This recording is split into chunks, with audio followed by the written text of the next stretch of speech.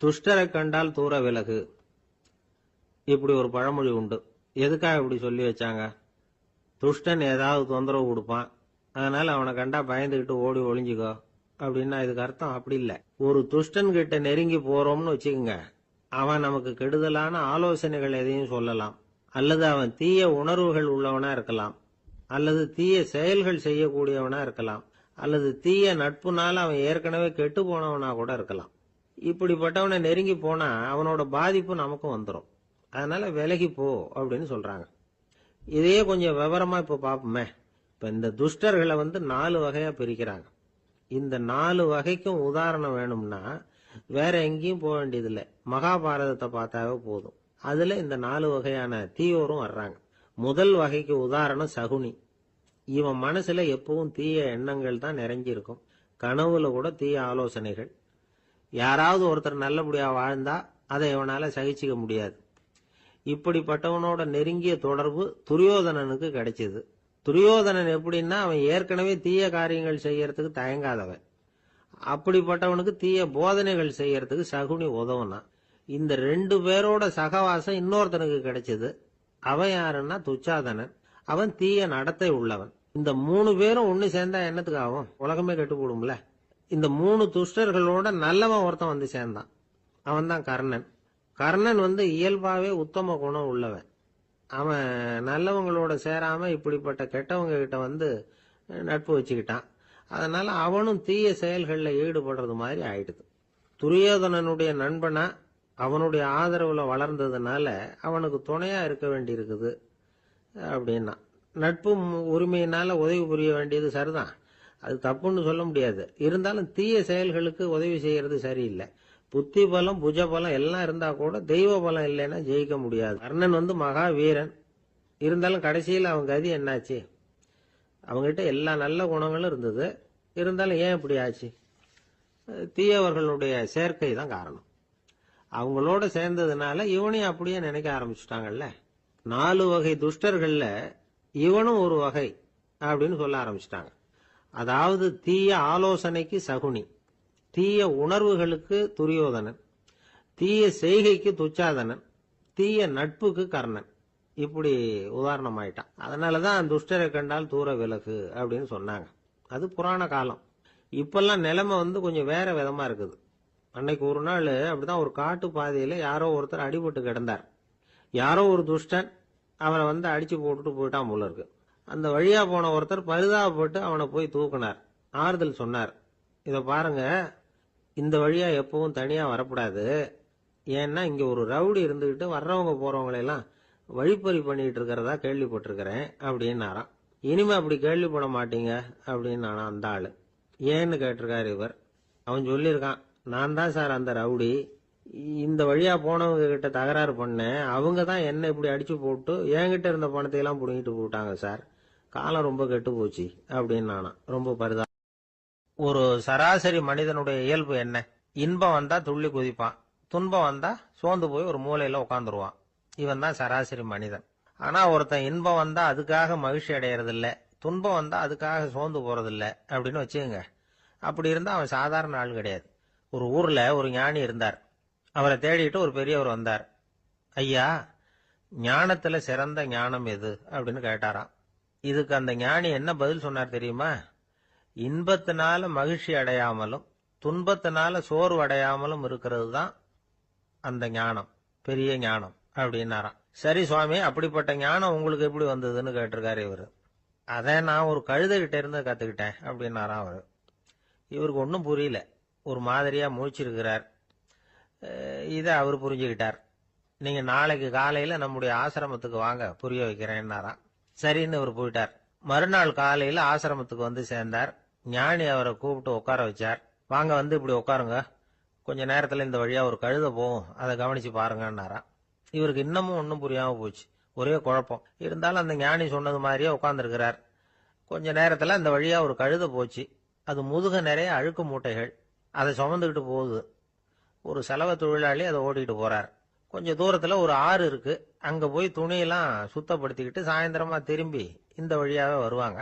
ஞானி சொன்னது மாதிரியே இந்த பெரியவர் அழுக்கு மூட்டையை சுமந்துகிட்டு போற அந்த கழுதையை கவனிச்சார். கழுதை போயிட்டுது. அதுக்கப்புறம் ஞானியை திரும்பி பார்த்தார். இப்ப அந்த ஞானி சொன்னார், சாயந்தரம் வரைக்கும் நீங்க இங்கேயே இருக்கணும்னார். அதே மாதிரி இவர் இருந்தார். சாயந்தரமா அந்த ஞானி சொன்னார், ஐயா இப்ப கொஞ்ச நேரத்துல அந்த கழுதை இந்த வழியா திரும்பி வரும், அதையும் கவனிச்சு பாருங்கன்னார். இவரும் கவனிச்சு பாக்குறார். கழுதை வந்தது. அது முதுகுல சலவை செய்யப்பட்ட துணி மூட்டை. அது பாட்டுக்கு சுமந்துக்கிட்டு போய்கிட்டு இருக்குது. பெரியவருக்கு ஒன்றும் புரியல. பொறுமை இழந்துட்டார். சரி சுவாமி, இந்த கழுதைக்கும் உங்க ஞானத்துக்கும் என்ன சம்பந்தம் அப்படின்னார். இப்ப அந்த ஞானி விளக்கினார். ஐயா, இந்த கழுதை இதே மாதிரி தினமும் காலையில அழுக்கு மூட்டைகளை சுமந்துக்கிட்டு ஆத்துக்கு போகுது. மாலையில வெண்மையான சுத்தமான துணிகளை சுமந்துக்கிட்டு திரும்பி ஊருக்கு போகுது. காலையில இது போகும் பொழுது முதுகல அழுக்கு மூட்டைகளை சுமந்துக்கிட்டு போறோமேங்கிற வருத்தமும் அதுக்கு கிடையாது. சாயந்தரம் திரும்பி வரும்பொழுது சுத்தமான துணிகளை சுமந்துக்கிட்டு வர்றோமேங்கிற மகிழ்ச்சியும் அதுக்கு இல்லை. இதை பார்த்துதான் நானும் அது மாதிரி ஞானத்தை கத்துக்கிட்டேன் அப்படின்னாராம்.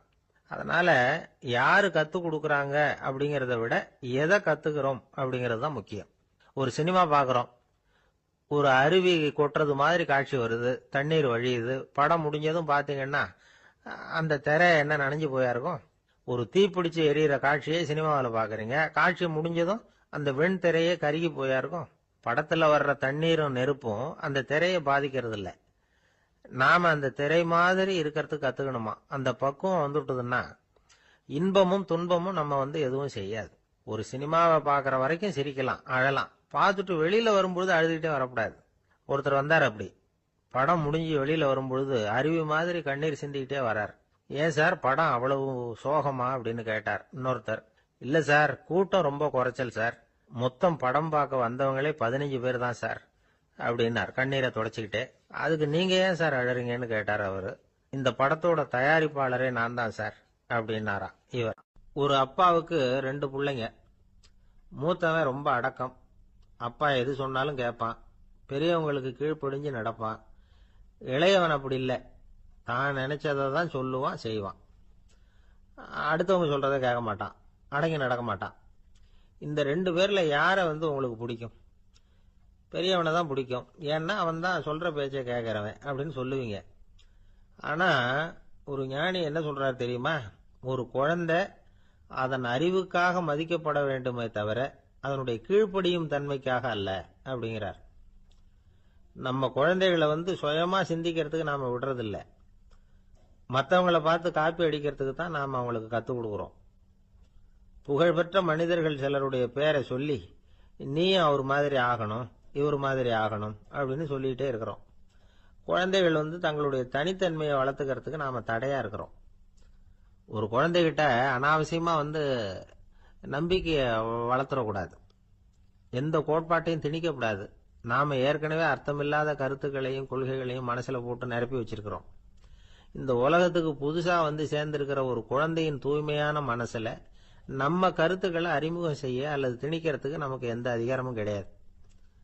ஒரு குழந்தைய நீ இந்த மதத்தை சேர்ந்தவன் அப்படின்னு பிறந்ததுமே ஒரு முத்திரை குத்தி விடுறோம். இது அதோட சுதந்திரத்தை ஆரம்பத்திலேயே கிள்ளி எறியறது மாதிரி தான். நீங்க ஒரு மதத்தின் வழிமுறைகளை கடைபிடிச்சிட்டு வர்றீங்க, அந்த வழியில போய்கிட்டு இருக்கிறீங்க, சரி, அதனால போறீங்க. அதுக்காக உங்க குழந்தையையும் அதே வழியில தான் வரணும் அப்படின்னு கட்டாயப்படுத்துறதுக்கு உங்களுக்கு என்ன உரிமை இருக்குது? அந்த குழந்தை சுயமா சிந்திச்சு ஒரு முடிவுக்கு வரட்டுமே, அதுக்கு நீங்க ஏன் தடையா இருக்கிறீங்க? நமக்கு உண்மையிலேயே நம்ம குழந்தை மேல அன்பு இருந்தா இது மாதிரி திணிப்பு வேலைகளை செய்யக்கூடாது. திணிப்பு வேலைகள்ல இருந்து குழந்தைகளை காப்பாத்தினா போதும். அதுதான் ரொம்ப முக்கியம். அடுத்த தலைமுறை அற்புதமான தலைமுறையா உருவாகும். நாம தான் சாதி மத சங்கடங்கள்ல மாட்டிக்கிட்டு தவிக்கிறோம். அவங்களாவது சாதி மத வேறுபாடு இல்லாத சமுதாயத்தை பார்க்கட்டுமே, அந்த சௌகரியங்களை அனுபவிக்கட்டுமே. அதுக்கு நாம என்ன செய்யணும்னா ஒன்னும் செய்யாம இருந்தா போதும். ஒரு குழந்தைகிட்ட நம்ம கருத்தை திணிக்கும் பொழுது என்ன ஆகுது தெரியுமா? அது அவனை அவங்கிட்ட இருந்தே அப்புறப்படுத்தி விடுது. அவனுடைய தனித்தன்மையை அழிச்சுடுது. அவனை ஒரு எல்லைக்குள்ள திணிச்சுடுது. இதெல்லாம் அன்புங்கிற பேரால பெற்றோர்கள் செய்யற தப்பு. இதெல்லாம் கேட்டுக்கிட்டு இந்த காலத்துல அப்பா ஒருத்தர் சொன்னார், நான் கருத்துக்களை எல்லாம் என் பையன்கிட்ட திணிக்கிறது இல்லைங்க, ஆனா அதிகமா சாப்பிட சொல்லி கட்டாயப்படுத்துவேன் அப்படின்னார். உங்க வீட்டு சமையல் அவ்வளவு நல்லா இருக்குமான்னு கேட்டாங்க. நல்லா இருந்தா நான் ஏன் அவனை சாப்பிட சொல்லி கட்டாயப்படுத்த போறேன் அப்படி. ஒரு நீதிமன்றம், அங்க ஒரு கொலை வழக்கு சம்பந்தமா விசாரணை நடந்துகிட்டு இருக்குது. அந்த வழக்கறிஞர் ரொம்ப தீவிரமா வாதாடிட்டு இருக்கிறார். தன்னுடைய கட்சிக்காரர் நிரபராதிங்கிறது அவருக்கு நல்லா தெரியும். அதனாலதான் அவர் சார்பா வாதாடுறதுக்கே ஒத்துக்கிட்டார். அப்படி அவர் மும்முரமா வாதாடிக்கிட்டு இருக்கிற சமயத்துல அவசரமா தந்தி ஒண்ணு வந்து சேர்ந்தது. அதை வாங்கி படிச்சு பார்த்தார். அதுக்கப்புறம் அதை மடிச்சு தன்னுடைய கோட்டு பையில வச்சுக்கிட்டு தொடர்ந்து வாதாட ஆரம்பிச்சிட்டார். பேசி முடிச்சாரு. அதுக்கப்புறம் அங்க கோர்ட்ல இருந்த சக வக்கீல்கள் அவர்கிட்ட வந்தாங்க. தந்தி ஒண்ணு வந்ததே, என்ன விஷயம் அப்படின்னு விசாரிச்சாங்களாம். அப்போ அவர் சொல்லியிருக்கிறார், ஊர்ல சிகிச்சைக்காக போயிருந்த என்னுடைய மனைவி இறந்து போனதா தந்தி வந்திருக்குது அப்படின்னாராம். மற்ற வக்கீல்களுக்கு அதிர்ச்சி. என்னங்க இது, மனைவி இறந்ததை விட கேஸ் முக்கியமா உங்களுக்கு அப்படின்னு கேட்டிருக்கிறாங்க. இறந்து போன என் மனைவி மறுபடியும் திரும்பி வர போறதில்ல. ஆனா என்னுடைய கட்சிக்காரர் ஒரு கொலை வழக்கில் மாட்டிக்கிட்டார். அவரோ நிரபராதி. அவர் உசுரை நான் காப்பாற்ற வேணாமா? இதுதான் என்னுடைய கடமை அப்படின்னாராம். இப்படி இவர் சொன்னதும் எல்லாரும் அப்படியே திகைச்சு போய் நின்னுட்டாங்களாம். சரி, கடமைக்கு முக்கியத்துவம் கொடுத்த அந்த வழக்கறிஞர் யார் தெரியுமா? அவர் தான் இரும்பு மனிதர் சர்தார் வல்லபாய் பட்டேல். குஜராத் மாநிலத்தில் 1875 அக்டோபர் 31 அன்றைக்கு ஜாவேரி பாய் அப்படிங்கிறவருக்கு 4வது பிள்ளையா அவர் பிறந்தாராம். இந்த ஜாவேரி பாய் யார் தெரியுமா? ஜான்சி ராணி லட்சுமி பாய் போர் படையில ஒரு வீரரா பணிபுரிஞ்சவர். இளம் வயசுல வல்லபாய் படேல் ரொம்ப சிரமப்பட்டு படிச்சிருக்கார். விடாமுயற்சி வெற்றியை கொடுத்தது. கல்லூரியிலையும் காலடி வச்சார். அதுக்கப்புறம் வக்கீல் பட்டத்தையும் வாங்கினார். பிரிட்டிஷ் ஆட்சி நடந்துகிட்டு இருந்த சமயம் குஜராத்தை சேர்ந்த பர்டோலி தாலுகாவில் விவசாயிகள் மேல அரசாங்கம் திடீர்னு நில வரிய வசதி விட்டுதான். ஏழை விவசாயிகள் ரொம்ப கஷ்டப்பட்டிருக்காங்க. அரசாங்கம் வரி செலுத்தாத விவசாயிகளின் நிலங்களை எல்லாம் ஜப்தி செஞ்சுதான். அரசாங்கத்தை எதிர்க்கிறவங்களை எல்லாம் கைது பண்ணி சிறையில அடைச்சுட்டாங்களாம். சில பேர் வீடு வாசல் ஆடு மாட்டையெல்லாம் வித்து கூட வரி கட்ட வேண்டிய நிலைமைக்கு ஆளாயிட்டாங்க. வழக்கறிஞர் வல்லபாய் படேல் நில வரியை உடனே ரத்து பண்ணணும் அப்படின்னு பம்பாய் கவர்னருக்கு ஒரு கடிதம் எழுதினார். எந்த பலனும் இல்லை. உடனே எல்லா விவசாயிகளையும் அணி திரட்டினார். அதுக்கு தானே தலைமை தாங்கினார். சத்தியாகிரகம் நடத்தினார். அந்த பகுதியில் எந்த வேலையும் நடக்கல. வேற வழி இல்லை. ஆட்சியாளர்கள் உடனே வரியை ரத்து பண்ணாங்க. சிறையில் இருந்தவங்களெல்லாம் வெளில விட்டாங்க. 1928 ஆகஸ்ட் 6 சர்க்காருக்கும் விவசாயிகளுக்கும் இடையில ஒரு உடன்பாடு ஏற்பட்டது. அதுக்கப்புறம் தான் நிலைமை சரியா போச்சான். வல்லபாய் பட்டேலின் பொது சேவையை பாராட்டின பொதுமக்கள் அவருக்கு சர்தார் அப்படிங்கிற பட்டத்தை கொடுத்தாங்களாம். சர்தார்னா தலைவர் அல்லது தளபதினு அர்த்தம். இரும்பு மனிதர்னு இவருக்கு பேரு. இருந்தாலும் நகைச்சுவை உணர்வும் இவருக்கு நிறைய உண்டு. ஒரு தடவை ஒரு பத்திரிகை நிருபர் வந்திருக்கார். சர்தார் பட்டேல் கிட்ட அவருக்கு பிடிச்ச பண்பாடு கலாச்சாரம் எது அப்படின்னு கேட்கணும்னு ஆசை. அதனால அவரை பார்த்து கேட்டாராம், ஏங்க உங்களுக்கு பிடிச்ச கல்ச்சர் எது அப்படின்னு கேட்டிருக்கார். இதுக்கு சர்தார் பட்டேல் சொன்ன பதில் என்ன தெரியுமா? எனக்கு பிடிச்ச கல்ச்சர் அக்ரிகல்ச்சர் அப்படின்னு. ஒருத்தர் குதிரை ரேஸுக்கு போனார். பணம் கட்டினார், தோத்து போயிட்டார். மறுபடியும் போனார், பணம் கட்டினார், தோத்து போனார். அடுத்த தடவையும் பணம் கட்ட போனப்போ அவரை தடுத்து கேட்டோம், ஏன் சார் ஏற்கனவே விட்டது போதாதா, இன்னமும் இருக்கிறத விடணுமா அப்படின்னு கேட்டோம். விட்டதையெல்லாம் மொத்தமா எடுக்க வேணாமா சார், அதுக்காக தான் தொடர்ந்து பணம் கட்டுறேன்னாரு அவரு. இவரை திருத்துறது ரொம்ப கஷ்டம். இது ஒரு மனநோய். மனநோய்கள்ல பல வகை உண்டு. மனநோய்கள் பிரிவு அட்டவணையில சூதாட்டம்ங்கிறது அவதி வரும் நோய் அப்படிங்கிற தலைப்புல வருது. சூதாட்டம் 2 வகைப்படும்னு சொல்றாங்க உளவியல் நிபுணர்கள். ஒரு வகை எப்படின்னா, நண்பர்களோட சேர்ந்துகிட்டு மகிழ்ச்சியும் கிளர்ச்சியும் அடையறதுக்காக ஈடுபடுறது. பிரச்சனைகளை தீர்க்கறதுல ஒரு ஆர்வம். கேளிக்கைக்காக கொஞ்சம் விட்டு பிடிக்கிறது அப்படிங்கிற மனுஷனுடைய அடி மனசுல உள்ள விபரீத பிணைய சுபாவம், இதெல்லாம் அதுக்கு காரணம். இன்னொரு வகை எப்படின்னா, சூதாட்டத்தில் ஈடுபட்டு ஒரு கட்டாய நிலைமைக்கு ஆளாயிடுறது. ஈடுபடு அப்படின்னு மனசு ஒரு வெறித்தன்மையை தூண்டிக்கிட்டே இருக்கும். இப்படிப்பட்டவங்களுக்கு நாம தோத்துக்கிட்டு இருக்கோம்ங்கிறது தெரியும். நாம ஜெயிக்கிறதுக்கான சந்தர்ப்பம் இல்லைங்கிறதும் தெரியும். இதனால நமக்கும் கஷ்டம், நம்ம சுத்தி இருக்கிறவங்களுக்கும் கஷ்டங்கிறதும் புரியும். அப்படி இருந்தும் சூதாடுவாங்க. இதுக்கு காரணம் சூதாடியின் பகற்கனவு அப்படிங்கிறாங்க நிபுணர்கள். இந்த நிலைமைக்கு கட்டாய சூதாட்டம் அல்லது நிர்பந்த சூதாட்டம் அப்படின்னு பேர் வச்சிருக்கிறாங்க. இப்படிப்பட்ட ஆசாமி இருக்கிறது பூரா விட்டுருவான், கடன் வாங்குவான், திருடுவான். இருந்தாலும் என்னைக்காவது ஒரு நாள் ஜெயிச்சிருவேன் அப்படின்னு சொல்லிக்கிட்டே இருப்பான். விட்டதை எடுத்துருவேங்கிற ஒரு நம்பிக்கை சுடர் அவனுக்குள்ள எரிஞ்சுக்கிட்டே இருக்கும். இவனை மனநோயாளி அப்படின்னு சொல்லிட முடியாதான். என்ன காரணம்னா, இது மாதிரி ஆளுங்க கிட்ட மன போராட்டமோ கவலையோ பதட்டமோ இருக்கிறது இல்ல. சில விசேஷமான குணங்கள் இவங்க கிட்ட உண்டு. எதிர்ப்பு உணர்ச்சி, சிறுபிள்ளைத்தனம், சட்ட திட்டங்களையும் சம்பிரதாயங்களையும் உட தெரியாத மனப்போக்கு, பொறுப்பில்லாத தன்மை, நெறி தவறி நடக்கிறது எல்லாம் இவங்ககிட்ட உண்டு. ஆனா வெளிப்பார்வைக்கு ரொம்ப சிநேகமா இருப்பாங்க, அன்பா இருப்பாங்க. அப்படி இருக்கிறதாக காட்டிக்குவாங்க. ஆதாயம், சுயலாபம் இதெல்லாம் கருதி தான் பழகுவாங்க. இவங்க கேட்கறப்ப நாம பணம் கொடுக்கலன்னு வச்சுக்கோங்க, நம்மளை கை விட்டுருவாங்க. நம்ம மேல அபாண்டமா பழி சுமத்துறது கூட தயங்க மாட்டாங்க. தங்களுடைய சூதாட்ட நடவடிக்கைகளுக்கு சாதகமான காரணங்களை சொல்லிட்டு இருப்பாங்க. நீ வேணும்னா பாரு, ஒரே நாள்ல நான் இழந்ததையெல்லாம் மீட்டு லட்சாதிபதி ஆறனா இல்லையா பாரு அப்படிம்பாங்க. தோத்து போறத ஒரு படிப்பினையா இவங்க எடுத்துக்கிறதே இல்லை. தோத்து போறதுலேயே இவங்களுக்கு ஒரு அலாதியான சுகம். தனக்குத்தானே துன்பத்தை வரவழைச்சிக்கிட்டு இன்பம் அடையறதுக்கு தன்வதை சுகம் அப்படின்னு பேர். இவங்கெல்லாம் அந்த ரகம். சில பேர் எப்படி தெரியுமா, மந்திர எண்ணங்களை வரவழைச்சிக்கிறது, சூதாடுறதுக்காக ஆபீஸ்ல கையாடல் பண்றது, அடுத்தவங்க கிட்ட இருந்து திருடுறது. இந்த மந்திர எண்ணம் தீவிரமாச்சுன்னா ஒரு மாதிரியா பேச ஆரம்பிச்சிருவாங்க. தோல்விதான் சார் வெற்றிக்கு முதல் படியும்பாங்க. தன்னால பகடக்காய்களையும் குதிரை ஓட்டிகளையும், அதாவது இந்த ஜாக்கிகள், அதெல்லாம் கட்டுப்படுத்த முடியுங்கிற பித்து நிலைக்கு இவங்கெல்லாம் தள்ளப்பட்டுருவாங்க.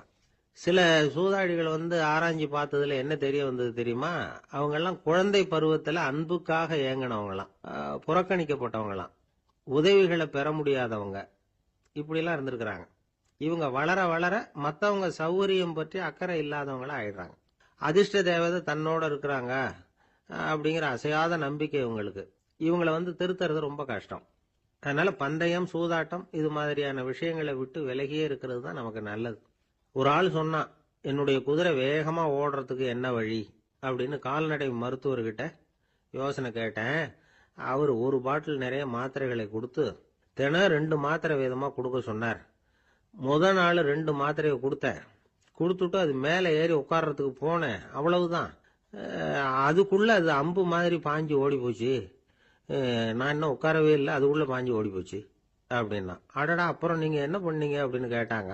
என்ன பண்றது, மீதி மாத்திரை பூராவே நான் முழுங்கி விட்டு அதுக்கப்புறம் துரத்தி பிடிச்சி அது மேலே ஏறி உட்கார்ந்தேன் அப்படின்னா அவன்.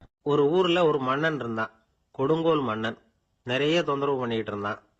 அவன் ஒரு தடவை என்ன பண்ணான் தெரியுமா, ஒரு தப்பும் பண்ணாத ஒரு இளைஞனை பிடிச்சி ஜெயிலில் அடைச்சுட்டான். அந்த பையனோட சொந்தக்காரங்கள்லாம் ராஜா கிட்ட போனாங்க. அவன் ஒரு தவறும் பண்ணல, அவனை விடுதலை பண்ணுங்க அப்படின்னு கெஞ்சி கேட்டுக்கிட்டாங்க. மன்னன் யோசனை பண்ணான். அந்த இளைஞனை கூப்பிட்டுக்கிட்டு வர சொன்னான்.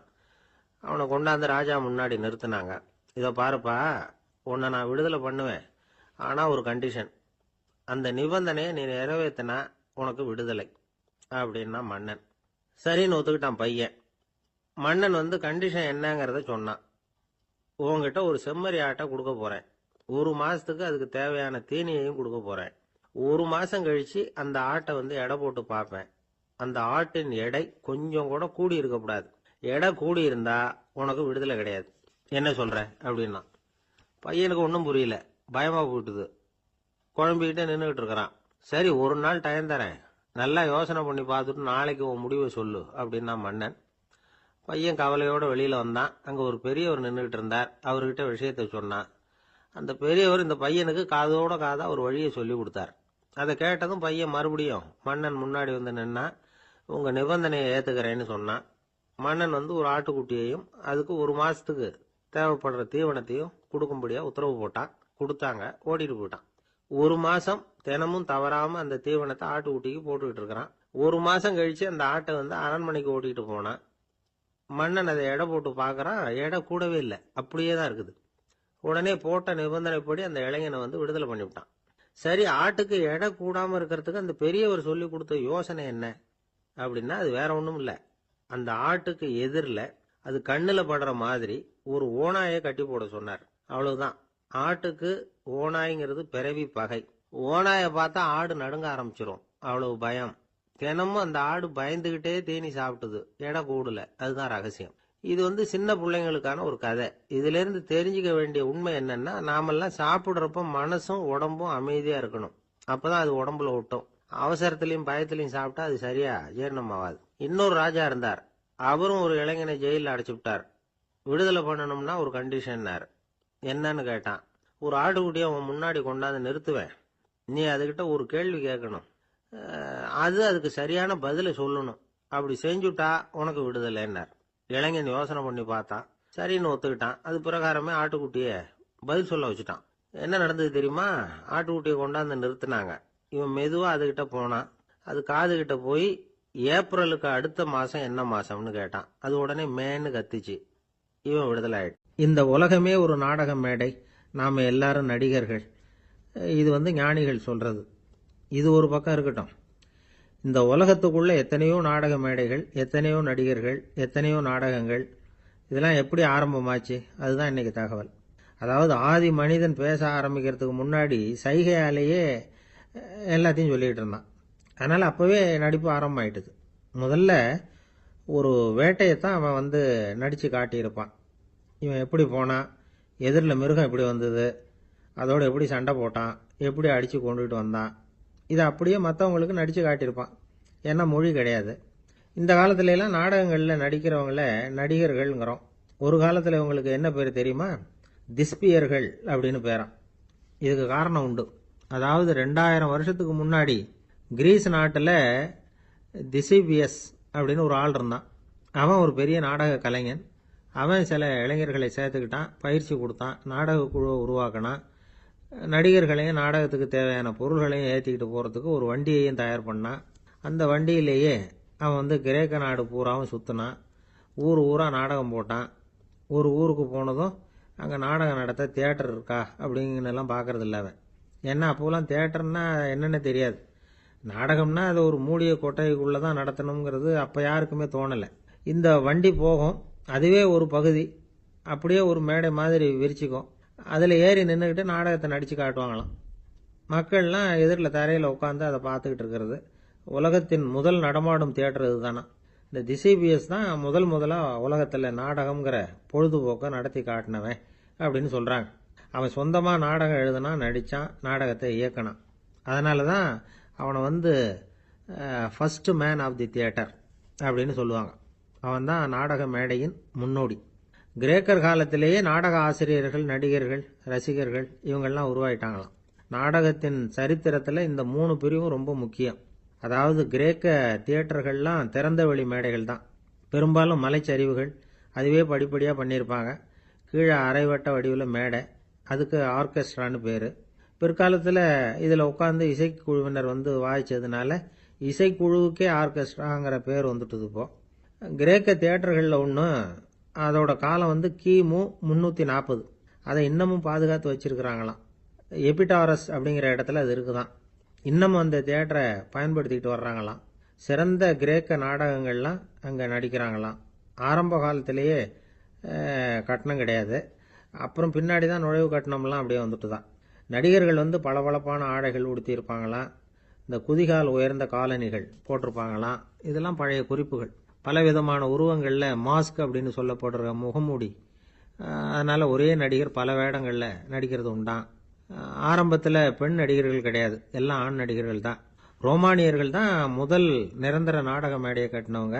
அதுதான் முதல் தியேட்டர். கிமு 1048 காலகட்டத்தில் பாம்பிங்கிற நகரத்தில் அதை கட்டியிருக்கிறாங்களாம்.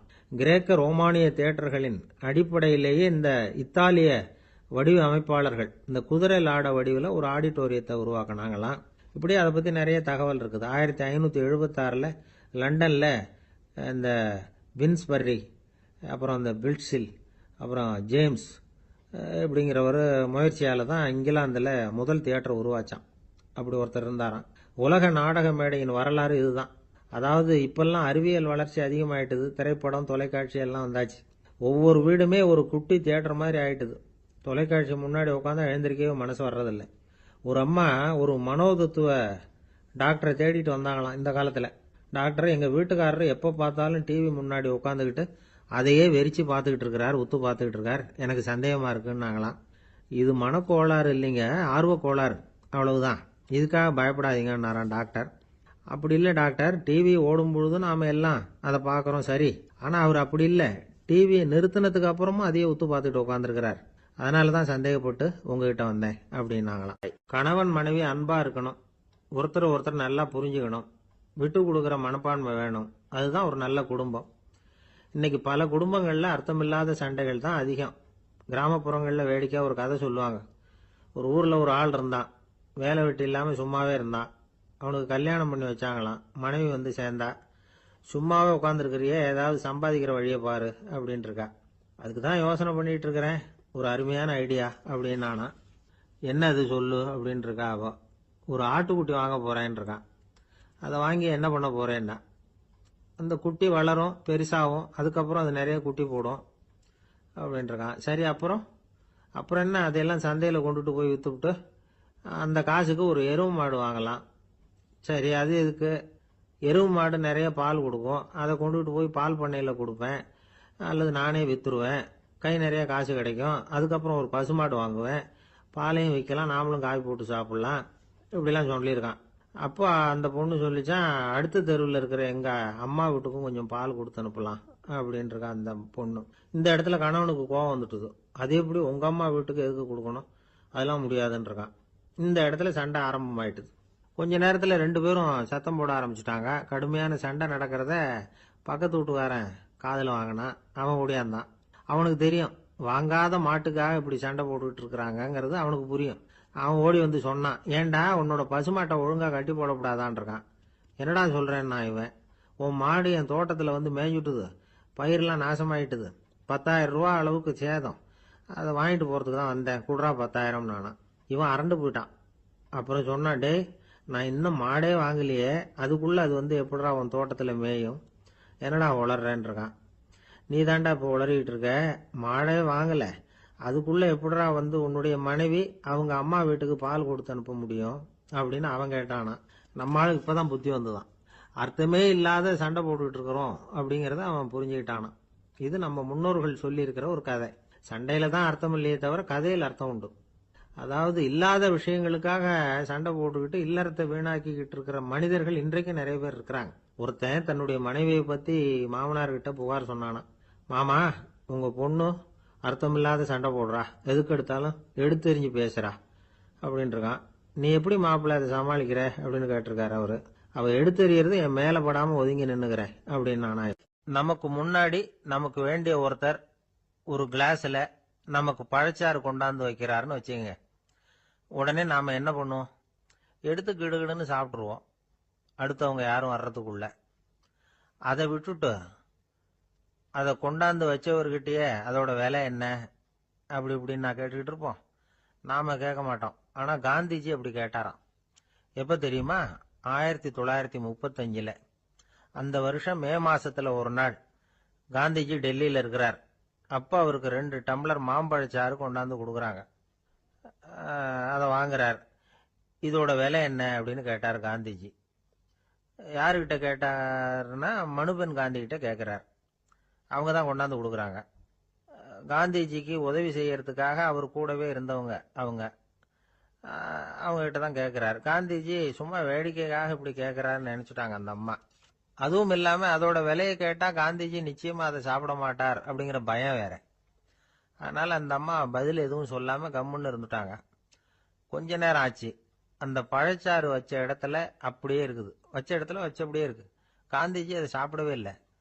மனுபென் காந்தி பார்த்தாங்க. மெதுவாக காந்திஜி கிட்ட போய் அதை சாப்பிடுங்களேன் அப்படின்னாங்க. பழச்சாறு விலை என்னன்னு கேட்டேன், அதுக்கு பதில் இல்லை. அது முதல் தப்பு. பதிலை எதிர்பார்த்திருந்தும் அதை பற்றி விசாரிக்கல, அது 2வது தப்பு. இப்படி 2 தப்புகளை பண்ணிவிட்டு என்கிட்ட வந்து இதை சாப்பிடுங்கன்னு சொன்னா அது எப்படி அப்படின்னு கேட்டாராம் காந்திஜி. மனுபென் காந்தி என்ன சொல்றதுன்னு தெரியாம திகைச்சு போய் நின்றுகிட்டு இருந்தாங்க. காந்திஜி தொடர்ந்து சொன்னாராம், இப்ப என் முன்னாடி வச்சிருக்கிற இந்த பழச்சாறு விலை சுமாரா ஒரு அரை ரூபாயாவது இருக்கும். அது அந்த காலத்து மதிப்பு. இந்த பழச்சாறு இல்லாம கூட என்னால இருக்க முடியும். ஆனா அவசியமான பொருள்களை வாங்கறதுக்கு கூட சக்தி இல்லாத மக்கள் இந்த நாட்டில் நிறைய பேர் இருக்கிறாங்க. அப்படி இருக்கிறப்போ எனக்கு என்னத்துக்கு இந்த விலை உயர்ந்த பானம்? இதை இப்போ நான் சாப்பிட்டா என் உடம்பு வேணும்னா ஆரோக்கியமாகலாம், ஆனா என் மனசு அமைதி அடையாது. எனக்கு என்னுடைய உடல் ஆரோக்கியத்தை விட மன ஆரோக்கியம்தான் முக்கியம். அதனால இதை நான் சாப்பிட மாட்டேன், எடுத்துட்டு போயிடு அப்படின்னாராம். அந்த சமயத்துல ஒரு அகதி பொண்ணு 2 குழந்தைகளோட காந்திஜியை பார்க்கறதுக்காக வந்தது. வணக்கம் சொல்லிச்சு. காந்திஜி உடனே தனக்கு முன்னாடி இருந்த பழச்சாற்றை எடுத்து அந்த பொண்ணுகிட்டையும் குழந்தைகள்கிட்டையும் கொடுத்து சாப்பிட சொன்னார். அவங்க அதை வாங்கி ரொம்ப சந்தோஷத்தோட சாப்பிட்டாங்களாம். அதை பார்த்த காந்திஜி முகத்துல ஒரு புன்னகை, ஒரு பரவசம், ஒரு திருப்தி. அவர் மனசு நிறைஞ்சி இருந்தது. அப்போ அவர் சொன்னாராம், ஆண்டவன் எனக்கு எப்பவும் சரியான சமயத்துல கை கொடுப்பாருங்கிறது அதுக்கு இதுதான் அத்தாட்சி. நான் ஒரு இக்கட்டான சூழ்நிலையில இருக்கிறப்ப கூட கடவுளின் கருணையால அந்த சூழ்நிலை என்னை பாதிக்கல. என் கூட இவ்வளவு நாள் பழகியும் கூட இங்க இருக்கிறவங்க எனக்கு அதிக விலையுள்ள பழரசத்தை கொடுத்தாங்க. ஆனா சரியான நேரத்துல அதை சாப்பிட வேண்டியவங்களை என்கிட்ட அனுப்பி வச்சு என்ன சந்தோஷப்படுத்தினார் கடவுள், அவருக்கு நன்றி அப்படின்னாராம் மகாத்மா காந்தி. உடல் ஆரோக்கியத்தை விட மன ஆரோக்கியம்தான் எனக்கு முக்கியம்னு சொன்னார் பாருங்க. அதை நாம எல்லாரும் மனப்பூர்வமா இன்னைக்கு சிந்திச்சு பார்க்கணும். இந்த காலத்துல எல்லாரும் அப்படியா நினைக்கிறாங்க? எனக்கு தெரிஞ்ச ஒருத்தர் இருந்தார். தினமும் காலையில ஒரு காபி சாப்பிட உட்கார்ற நேரத்துல பக்கத்து வீட்டுக்காரர் வந்து சேருவார் கரெக்டா. உடனே அவரும் தனக்குன்னு வந்திருக்கிற காப்பியை எடுத்து மனப்பூர்வமா பக்கத்து வீட்டுக்காரர்கிட்ட கொடுத்துருவார். அதுக்கப்புறம் அவருக்காக வேற காப்பி போட்டு கொண்டாந்து கொடுத்தாலும் வேண்டான்னு சொல்லிடுவார். ஆண்டவனா பார்த்து சரியான நேரத்துல அவரை எங்க வீட்டுக்கு தினமும் அனுப்பி வைக்கிறார் அப்படிம்பார். ஏன் அப்படி சொல்றீங்க அப்படின்னு கேட்டோம் ஒரு நாள். அதுக்கு அவர் சொல்றார், எனக்கு என்னோட உடல் ஆரோக்கியம்தான் முக்கியம். இத கடவுள் புரிஞ்சுக்கிட்டு எங்க வீட்டு காப்பியை சாப்பிடுறதுக்கு தினமும் அடுத்த வீட்டுக்காரனை அனுப்பி வைக்கிறார் அப்படின்னாலாம். ஒரு நண்பர் வந்தார். ரொம்பவும் இறுக்கமா உடை அணிஞ்சிருந்தார். அதாவது ஆடைக்குள்ள அவர் மாட்டிக்கிட்டு இருந்தது மாதிரி தெரிஞ்சது. ஏன் துணி குறைச்சலா எடுத்துட்டீங்களா அப்படின்னு கேட்டோம். இல்லைங்க, எனக்கு எப்பவுமே இறுக்கமா உடை அணியறது தான் பிடிக்கும் அப்படின்னார். ஒருத்தர் எப்படி உடை அணிகிறார் அப்படிங்கிறத வச்சே அந்த ஆள் எப்படிப்பட்டவர் அப்படிங்கிறத கண்டுபிடிச்சிடலாம். உடை அணிகிற விதம் ஒருத்தருடைய மனநிலையை வெளிப்படுத்துதான். இப்ப இறுக்கமான உடை அணிகிறவங்க பொதுவா மன நிம்மதி இல்லாதவங்களா இருப்பாங்களாம், கோபக்காரங்களா இருப்பாங்களாம். ரொம்ப தொலைதொலைப்பா ஆடை அணிகிறவங்க இருக்கிறாங்கல்ல, அவங்க எல்லாம் அமைதியான ஆளா இருப்பாங்களாம், சாந்தமா இருப்பாங்களாம். இவங்கெல்லாம் போராடுறதுக்கு சரியா வரமாட்டாங்களாம். இப்படி ஒரு கணிப்பு இருக்குது. அதனாலதான் போர் வீரர்களுக்கெல்லாம் இறுக்கமான உடையை தான் கொடுக்கறது வழக்கம். ஆனா சன்னியாசிகளை பாருங்க, அவங்களுக்கெல்லாம் ரொம்ப தொலை உடைகள் தான். அவங்கெல்லாம் வந்து டைட் பேண்ட் போட்டுக்கிட்டு நிக்க மாட்டாங்க சன்னியாசிகள்லாம். அதே மாதிரி சன்னியாசிகள்லாம் காவி உடைய தேர்ந்தெடுக்கிறதுக்கும் காரணம் உண்டு. பல ஆண்டுகள் சோதனை செஞ்சு பார்த்துட்டு தான் சன்னியாசத்துக்கு காவி தான் சரி அப்படின்னு முடிவு பண்ணியிருக்கிறாங்க. இப்ப பௌதீக விஞ்ஞானப்படியும் அதுதான் சரி. அதாவது சூரிய ஒளியில வந்து 7 வண்ணங்கள் உண்டு. ஒரு பொருள் மேல அது விழும் பொழுது அந்த பொருள் நமக்கு சிவப்பா தெரிஞ்சதுன்னா அந்த பொருள் வந்து சிவப்பை தவிர மற்ற எல்லா நிற கதிர்களையும் உள்வாங்கிக்கிட்டு சிவப்பு நிறத்தை மட்டும் வெளியில விடுது. அதாவது விலக்கி விடுது. அதனாலதான் அந்த பொருள் வந்து சிவப்பா தெரியுது. உடல் ஆரோக்கியத்துக்கு ஓரளவு சிவப்பு தேவைப்படுது. அதனாலதான் காவி உடை அணிஞ்சா சூரிய ஒளி ஓரளவு சிவப்பை விலக்கிவிடும். அதாவது சிவப்பின் பலனும் கிடைக்கும், இந்த சிவப்பின் கெடுதலும் இல்லை அப்படின்னு யோசனை பண்ணாங்க. காவி வந்து உதய வேளையின் நிறம். கீழ் வானத்துல கதிர் உதிக்கிற வேளையில முதல் ஒளி தோன்றுகிற நேரத்துல காவி நிறம் தான் கசியும். தியானம் செய்யறப்போ முதல்ல காணக்கூடிய ஒளி காவி நிறம் தான். தியானத்தின் உச்ச நிலையின் நிறம் நீலம். தியானம் வந்து காவி நிறத்துல ஆரம்பமாகி நீல நிறத்துல நிறைவடைகிறது அப்படிங்கிறார் ஓஷோ. நீலம் வந்து தியான சிகரம், காவி வந்து தியான ஆரம்ப குறியீடு, ஒரு சன்னியாசியின் ஆரம்ப தரிசனம் அப்படிங்கிறார் அவர்.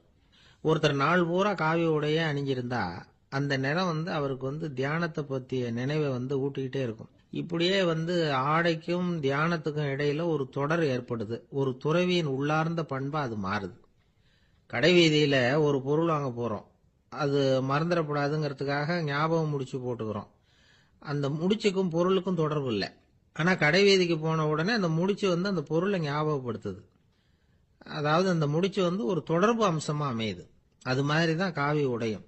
ஒரு துறவி வந்து நடக்கும் பொழுது, சாப்பிடும் பொழுது, குளிக்கும் பொழுது அவருடைய காவி உடை அவருக்கு வந்து ஞாபகப்படுத்திக்கிட்டே இருக்கும். அது ஒரு நிலைப்படுத்தப்பட்ட நினைவாக ஞாபக முடிச்சாக மாறிடுது. காவி ஆடை இல்லைன்னா ஒருத்தரால துறவியாக முடியாதுன்னு அர்த்தம் இல்லை. அதே நேரத்துல காவி ஆடையால ஒன்னும் பிரயோஜனம் இல்லை, அதுல ஒன்னும் அர்த்தம் இல்லை அப்படின்னு சொல்லிட முடியாது. இதுதான் உண்மை.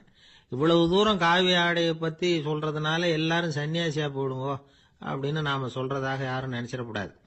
மனசுக்கும் நிறத்துக்கும் உள்ள சம்பந்தத்தை தெரிஞ்சுக்கிறதுக்காகத்தான் இவ்வளவு.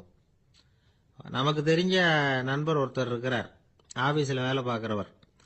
ஒவ்வொரு மாசமும் 20ஆம் தேதிக்கு பிறகு அவரை போய் பாத்தீங்கன்னா காவி உடை அணிஞ்சுக்கிட்டு கண்ணை மூடிக்கிட்டு கை ரெண்டையும் விரிச்சு வச்சுக்கிட்டு தியானத்திலேயே உட்காந்துருப்பார். ஏன் இப்படி பண்றீங்கன்னு கேட்டேன்.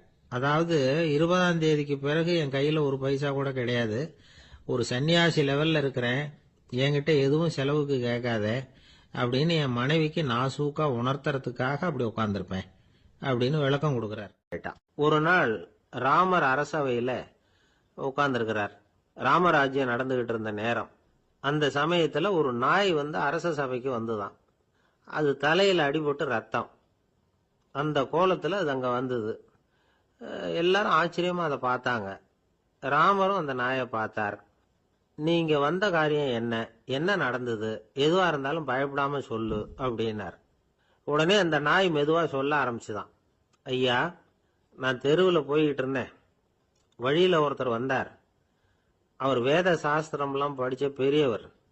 அவர் எந்த காரணமும் இல்லாம அவர் கையில வச்சிருந்த குச்சியால என் தலையில அடிச்சுட்டார்.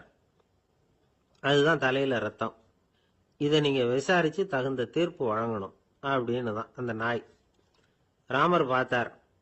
உடனே தன்னுடைய காவலர்களை அனுப்புனார். அந்த ஆளை எங்க இருந்தாலும் போய் கொண்டுட்டு வாங்க அப்படின்னு விட்டார். காவலர்கள் போனாங்க. அந்த ஆளை பிடிச்சி கொண்டு வந்துட்டாங்க. அரண்மனைக்கு வா அப்படின்னு சொல்லி கூப்பிட்டுட்டு வந்துட்டாங்க. என்ன நடந்ததுன்னு விசாரிச்சார் ராமர். அதுக்கு அந்த ஆள் சொன்னார், நான் வந்து வீதி வழியா வந்துகிட்டு இருந்தேன். குறுக்க இந்த நாய் வந்தது. நான் அவசரமா போய்கிட்டு இருந்தேன். இது எனக்கு வழி விடாம குறுக்க பூந்து இடைஞ்சல் பண்ணிச்சு. எனக்கு கோபம் வந்துட்டுது. அதனால அடிச்சுட்டேன். வேத சாஸ்திரம் படிச்ச நான் என் வசம் இழந்து கோபப்பட்டது பெரிய தப்பு தான். அதை நான் ஒத்துக்கிறேன். குற்றத்தை ஒப்புக்கொள்றேன். எனக்கு என்ன தண்டனை கொடுக்கணுமோ அதை கொடுங்க, ஏத்துக்கிறேன் அப்படின்னு விட்டார். சரி, இப்ப அந்த ஆளுக்கு தண்டனை கொடுக்கணும். என்ன தண்டனை கொடுக்கறது யோசனை பண்ணார் ராமர். அதையும் அந்த நாய்கிட்டயே கேட்டார். நீயே சொல்லு, என்ன தண்டனை கொடுக்கலாம் இவருக்கு அப்படின்னார். இதுக்கு அந்த நாய் என்ன சொல்லிச்சு தெரியுமா? இவரை ஏதாவது ஒரு கோயிலுக்கு தர்மகர்த்தாவா நியமனம் பண்ணி விடுங்க, அதுதான் இவருக்கு சரியான தண்டனை அப்படின்னுது. இதை கேட்டதும் ராமர் முகத்துல புன்னகை. ஆனா அங்க இருந்த மற்றவங்களுக்கு எல்லாம் ஆச்சரியம். அது எப்படி, தப்பு செஞ்சவங்களுக்கு தண்டனை கொடுக்கறது தானே நியாயம், அதை விட்டுட்டு தர்மகர்த்தா பதவியை கொடுக்க சொல்லுதே இந்த நாய் அப்படிங்கிற ஆச்சரியம். இந்த சந்தேகத்தை அந்த நாய்கிட்டயே கேட்டாங்க அங்க இருந்தவங்க. இதுக்கு அந்த நாய் பதில் சொல்லிச்சான். நான் வந்து போன பிறவியில ஒரு கோயிலுக்கு தர்மகர்த்தாவா இருந்தேன். எவ்வளவோ கவனமா எச்சரிக்கையா தான் என்னுடைய கடமைகளை எல்லாம் செஞ்சுக்கிட்டு வந்தேன். அப்படி இருந்தாலும் சில சமயங்கள்ல என்னையும் மீறி கோயில் செல்வத்தை நான் அனுபவிக்கிறதுக்கு காரணம் ஆயிட்டேன். ஒரு கோவிலுக்கு தர்மகர்த்தாவா இருக்கிறவங்க எப்படியும் இந்த பாவத்திலிருந்து தப்பிக்கிறது கஷ்டம். அதனாலதான் நான் இந்த பிறவியில நாயா பிறந்து இப்படி கஷ்டப்படுறேன். இதே நிலைமை இந்த ஆளுக்கும் ஏற்படணும் அப்படிங்கிறதுக்காக தான் அவரையும் ஒரு கோயிலுக்கு தர்மகர்த்தாவை நியமிக்கும்படி கேட்டுக்கிட்டேன் அப்படின்னு தான் இந்த நாய். இதுல இருந்து என்ன தெரியுது? எந்த பதவியில நாம இருந்தாலும் நமக்கு தெரியாம கூட அதை தவறா உபயோகப்படுத்தக்கூடாதுங்கிறத இதுல இருந்து புரிஞ்சுக்கணும். இல்லைன்னா அடுத்த பிறவியில நாயா பிறந்து எங்கேயாவது போய் வாழை ஆட்டிட்டு நிக்க வேண்டியதுதான். கோவில் வாசல்ல 2 நாய் பேசிக்கிட்டு இருந்துதான். போன ஜென்மத்துல நான் மனுஷனாதான் இருந்தேன். ஒரு கோவில் பூசாரி பேச்ச கேட்டுட்டு அவரோட கூட்டு சேர்ந்துக்கிட்டு ஆண்டவன் போட்டிருந்த நகையெல்லாம் அபகரிச்சு என்கிட்ட கொடுத்தாரு அவரு. நான் எடுத்துட்டு வந்துட்டேன். திருடினது அந்த ஆள் தான், எடுத்துக்கிட்டு வந்ததுதான் நான். இருந்தாலும் நான் மட்டும் நாயா பிறந்துட்டேன். இப்ப மட்டும் அந்த பூசாரி என்கிட்ட மாட்டினா கடிச்சு குதறி போடுவேன் அப்படின்னு தான். அவசரப்பட்டு அப்படி செஞ்சுடாதே. பதிலுக்கு அவரும் உன்னை திருப்பி கடிச்சாலும் கடிச்சிருவார். ஏன்னா அவரும் இப்போ ஒரு நாயா தான் பிறந்திருக்கிறார் அப்படின்னு தான் இன்னொன்னு. அது எப்படி உனக்கு தெரியும்னு தான் இது. நான் தானே அது அப்படின்னு தான் அந்த நாய். ஒரு சிகை அலங்கார கூடம். ரொம்ப சுறுசுறுப்பா எல்லாரும் வேலை செஞ்சுக்கிட்டு இருக்கிறாங்க. முடிவெட்டிக்க வந்திருக்கிறவங்க நிறைய பேர். எல்லாரும் வரிசையா உட்காந்துருக்கிறாங்க. அந்த சமயத்துல திடீர்னு கதவை திறந்துக்கிட்டு ஒருத்தர் உள்ள வர்றார். அவர் ஒரு பெரிய மனிதர். அவரும் முடிவெட்டிக்கிறதுக்காக தான் உள்ள வந்திருக்கிறார். அவரை பார்த்த உடனே அங்க வரிசையில் உட்காந்துருந்தவங்க எல்லாரும் எழுந்திரிச்சு அவர்கிட்ட வந்துட்டாங்க. அவரை சுத்தி நின்றுட்டாங்க. எப்படி இருக்கிறீங்க, நல்லா இருக்கீங்களா அப்படின்னு விசாரிக்க ஆரம்பிச்சுட்டாங்க. எல்லாம் முடிஞ்சதும் வந்தவர் கேட்டார், வரிசையில கடைசியா இருக்கிறவர் யார் அப்படின்னு கேட்டார். ஏன்னு கேட்டாங்க. நான் அதுக்கு அடுத்தபடியா உட்காரணும், அதுக்காக தான் கேட்கறேன் அப்படின்னார். உடனே அங்க இருந்தவங்க எல்லாம் என்ன சொன்னாங்க தெரியுமா? நீங்க வந்து வரிசையில காத்திருக்க கூடாது, நீங்க அரசாங்கத்தின் தலைவர், உங்களுக்கு நேரம் முக்கியம், அதனால நீங்க முன்னாடி போங்க அப்படின்னு சொன்னாங்க. ஆனா அதை அவர் கேட்கல. தோழர்களே, உங்களுடைய கருத்துக்கு ரொம்ப நன்றி. எல்லாரும் வரிசையா தான் வரணும், அதுதான் முறை. வரிசையில வரணுங்கிற நடைமுறையை நானும் பின்பற்ற விரும்புறேன். நாம எல்லாரும் சமமானவர்கள் அப்படின்னார். இப்படி சொல்லிவிட்டு வரிசையில கடைசியா இருந்த ஒரு நாற்காலியில போய் உட்காந்துக்கிட்டார்.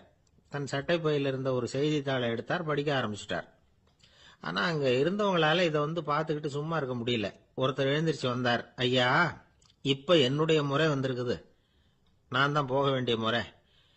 உங்களை இங்க காத்திருக்க வைக்கிறத விட ஒரு 5 ஆண்டுகளுக்கு கூட நான் முடிவெட்டிக்காமே இருந்துட முடியும் அப்படின்னார்.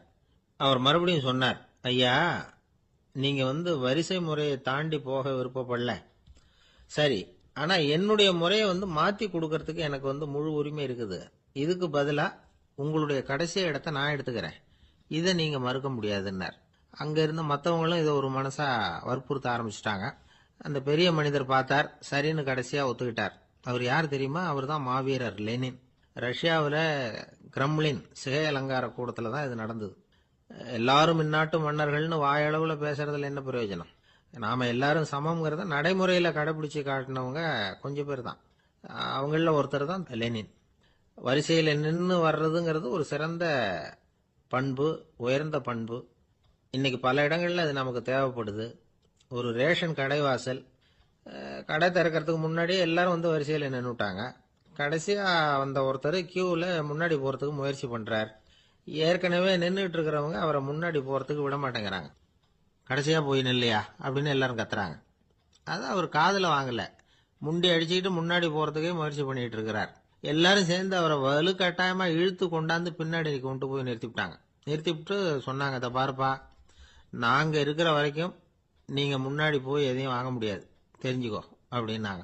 இப்போ அந்த ஆள் சொன்னாராம், நான் இங்க பின்னாடி நிக்கிற வரைக்கும் நீங்களும் எதுவும் வாங்க முடியாது அப்படின்னாராம். ஏன்னு கேட்டிருக்கிறாங்க. நான் தான் அந்த கடையை திறக்க வேண்டிய ஆள் அப்படின்னா. ஒரு அழகான கடற்கரை, சுற்றுலா பயணிகள் நிறைய பேர் அங்க போறது வழக்கம். சனி ஞாயிறு கூட்டம் அதிகமா இருக்கும்.